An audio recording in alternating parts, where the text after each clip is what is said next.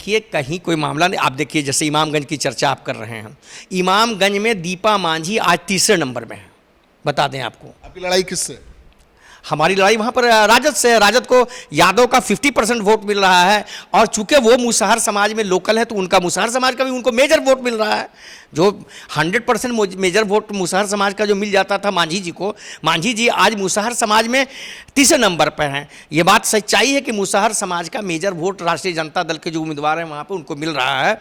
और उसके बाद जो यूथ है मुसहर समाज का, जो पढ़ा लिखा नौजवान है, जो 30-35 साल की आयु का है, वर्ग का है, वो सब हमारे साथ है। मांझी जी लड़ाई में मांझी नहीं है यार। नहीं, बिल्कुल लड़ाई में मांझी जी नहीं है। इमामगंज विधानसभा क्षेत्र की सच्चाई है कि इमामगंज में वहाँ मांझी जी नहीं है।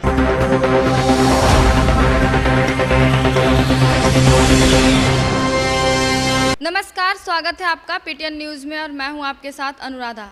इस बार इमामगंज विधानसभा उपचुनाव दिलचस्प होते जा रहा है, क्योंकि वहां 60,000 वोटर्स कुर्मी और कुशवाहा हैं, और इस बार कुर्मी और कुशवाहा एनडीए से नाराज़ नज़र आ रहे हैं।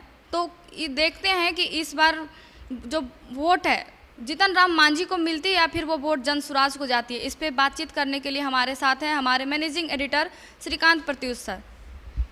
देखिए, आपने कहा कि कोरी समाज के वोटर्स सबसे ज़्यादा हैं। इमामगंज जो विधानसभा क्षेत्र है उसको कोरी समाज का नैहर कहा जाता है। मतलब बहुत ज़्यादा उनकी संख्या है। 60,000 कोरी समाज के वोटर हैं वहाँ। तो 60,000 वोटर जहाँ भी हों विधानसभा क्षेत्र में बहुत मायने रखते हैं। और आप जानते ही हैं कि वहाँ के सांसद हैं आरजेडी के अभय कुशवाहा, वो भी कोरी हैं। तो सांसद वहाँ के कोरी हैं। कोरी वोटरों की संख्या बहुत ज़्यादा है। और जिस तरह से वहाँ पर आरजेडी की जीत हुई है अभय कुशवाहा की, तो माना जा रहा है कि उनको वोट मिला है। सर, कुर्मी कुशवाहा मतलब नाराज क्यों है एनडीए से? देखिए, पिछले लोकसभा चुनाव में आपने देखा होगा कि एनडीए ने बहुत कम कुशवाहा को टिकट दिया। आरजेडी ने बढ़ चढ़ करके कुशवाहा को मैदान में उतारा। उसको फ़ायदा भी मिला आरजेडी को। कुशवाहा नेताओं ने अच्छा प्रदर्शन किया और जीतने में भी कामयाब रहे। अभय कुशवाहा तो कोरी समाज से ही आते हैं, चुनाव जीतने में कामयाब रहे। नाराज़गी की वजह ये है कि उनको टिकट देने में तरजीह नहीं दी गई। और वो जो स्थानीय कोरी समाज के लोग हैं, कोरी समाज के लोग हैं, कोरी खासतौर पर कुशवाहा समाज के लोग हैं, उनकी शिकायत यह है कि नीतीश कुमार ने उनके लिए कुछ किया नहीं, उन पर ध्यान नहीं दिया, हमेशा उनकी उपेक्षा की है। तो नाराज़गी थी, और नाराज़गी लोकसभा चुनाव में भी दिखी। अब विधानसभा का उपचुनाव हो रहा है। इस नाराज़गी से सबसे ज़्यादा नुकसान किसको होगा? जीतन राम मांझी को।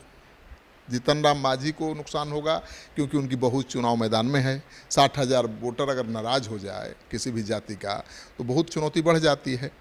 तो मुझे लगता है कि जो वहाँ के कोरी समाज के लोग हैं वो नीतीश कुमार से नाराज़ हैं और कह रहे हैं कि इस बार स्थानीय उम्मीदवार को हम चुनेंगे, जनसुराज के उम्मीदवार को चुनेंगे। आप एक वीडियो देख लीजिए, आपको अंदाज़ा लग जाएगा कि किस तरह से दीपा मांझी गई थी जीतन राम मांझी की बहू वोट मांगने इमामगंज क्षेत्र में, तो विरोध हुआ। अभी जाके देखिए, आधा सिलेंडर सबका टांगा हुआ नजर। शिकायत क्या है? शिकायत यही है कि इन लोग का हम बहिष्कार हम लोग कर रहे हैं। किसको जिताइए? हम लोग नया दल को आपकी हम लोग जनसुराज जी एक सेकंड, जनसुराज के बारे में पता है कि देखिए कहीं कोई मामला नहीं। आप देखिए जैसे इमामगंज की चर्चा आप कर रहे हैं, इमामगंज में दीपा मांझी आज तीसरे नंबर में है। बता दें आपको। आपकी लड़ाई किससे? हमारी लड़ाई वहाँ पर राजद से है। राजद को यादव का 50% वोट मिल रहा है, और चूंकि वो मुसहर समाज में लोकल है तो उनका मुसहर समाज का भी उनको मेजर वोट मिल रहा है। जो 100% मेजर वोट मुसहर समाज का जो मिल जाता था मांझी जी को, मांझी जी आज मुसहर समाज में तीसरे नंबर पर हैं। ये बात सच्चाई है कि मुसहर समाज का मेजर वोट राष्ट्रीय जनता दल के जो उम्मीदवार हैं वहाँ पर उनको मिल रहा है।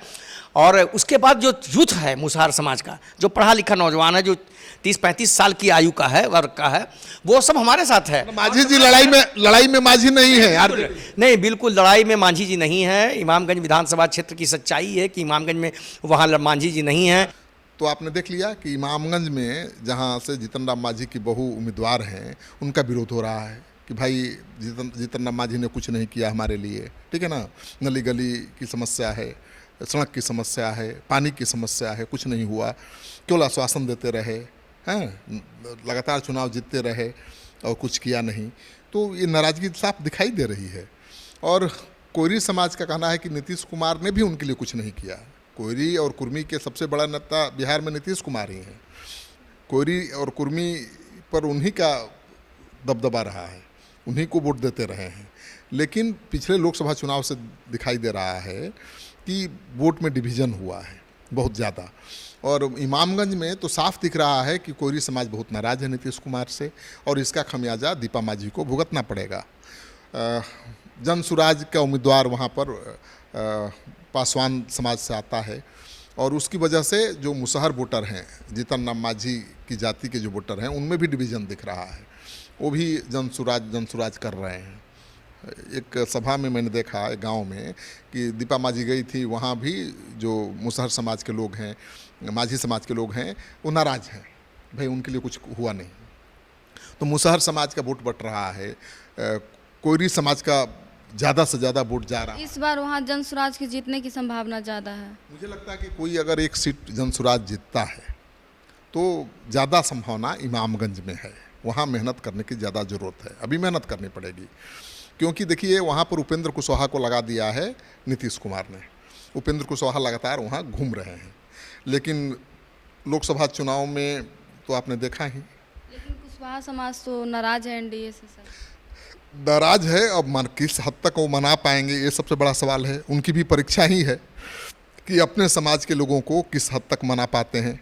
अगर उपेंद्र कुशवाहा तो एनडीए में तब भी थे ना जब लोकसभा का चुनाव हुआ, लेकिन वो वोट नहीं दिलवा पाए एनडीए को, और वहाँ हार हुई, आपको पता ही है। आरजेडी का अभय कुशवाहा जीत गए। तो विधानसभा के उपचुनाव में उपेंद्र कुशवाहा किस हद तक अपने जाति के वोटरों को एनडीए की तरफ मोड़ पाएंगे, ये सबसे बड़ा सवाल है। दूसरी बात यह है कि सबसे खास बात है कि आरजेडी के अभय कुशवाहा वहाँ से सांसद हैं, लेकिन आरजेडी के लोग अभी तक कुर्मी समाज के बहुल गांवों में वोट मांगने नहीं जा रहे हैं। वो शायद मानकर चल रहे हैं कि भाई ये कुर्मी कोयरी समाज एनडीए को ही वोट देगा, क्योंकि नीतीश कुमार का वो वोट बैंक है। तो जा नहीं रहे हैं। इसका सीधा फायदा जन सुराज को मिल रहा है। तो जन सुराज का उम्मीदवार बहुत तेज़ी से आगे बढ़ रहा है। अगर जीतन राम मांझी ने अपनी जाति के लोगों को नहीं संभाला, अगर नीतीश कुमार ने या उपेंद्र कुशवाहा ने कोयरी समाज को अपने साथ नहीं एकजुट किया, गुलबंद किया, तो जन सुराज के पाले में गेम जा सकता है। क्योंकि वहाँ का जो गणित है वो अलग है। वहाँ से जीतन राम मांझी लगातार चुनाव जीतते रहे हैं, लेकिन उनके पहले भी उदय नारायण चौधरी भी वहाँ से चुनाव जीत चुके हैं। उदय नारायण चौधरी भी नहीं चाहते हैं कि जीतन राम मांझी जीते, और वो ये भी नहीं चाहते हैं कि आरजेडी जीते। वो आरजेडी में है, लेकिन वो चाहते नहीं कि आरजेडी जीते, क्योंकि आरजेडी ने उनको तो टिकट दिया नहीं, लोकसभा में भी, विधानसभा में भी नहीं उम्मीदवार बनाया। आरजेडी ने दूसरे को टिकट दे दिया। तो आरजेडी का भी स्थानीय उम्मीदवार है, लेकिन उससे ज़्यादा समर्थन जन सुराज के स्थानीय उम्मीदवार को मिल रहा है। इसका एक कारण ये भी है कि जो जन सुराज का उम्मीदवार है पासवान समाज से आता है, बहुत सरल और सहज है, और वो गांव का डॉक्टर है।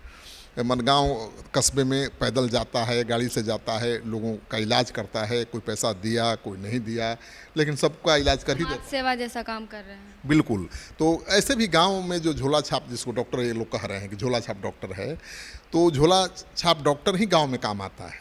वहाँ कहाँ सरकारी अस्पताल है, वहाँ सरकारी अस्पताल में कहाँ डॉक्टर है, कहाँ दवाई है। तो झोला छाप डॉक्टर ही सही वो लोगों के काम आता है, ठीक है ना। सर्दी बुखार खांसी की दवा देता है, पैसा नहीं रहने पर भी इलाज कर देता है, तो उसका फ़ायदा उसको मिलता हुआ दिखाई दे रहा है। तो मुझे लगता है कि जन सुराज को सबसे ज़्यादा मेहनत इमामगंज में करनी चाहिए, क्योंकि वहाँ रिजल्ट अनुकूल हो सकता है। तो आप सुन रहे थे हमारे मैनेजिंग एडिटर श्रीकांत प्रतीश को। अब देखना यह है कि इमामगंज की जो जीत है विधानसभा उपचुनाव की, किसकी झोली में गिरती है। आपको क्या लगता है, आप भी अपना राय दे सकते हैं। तो फिलहाल इस खबर में इतना ही, तब तक के लिए धन्यवाद।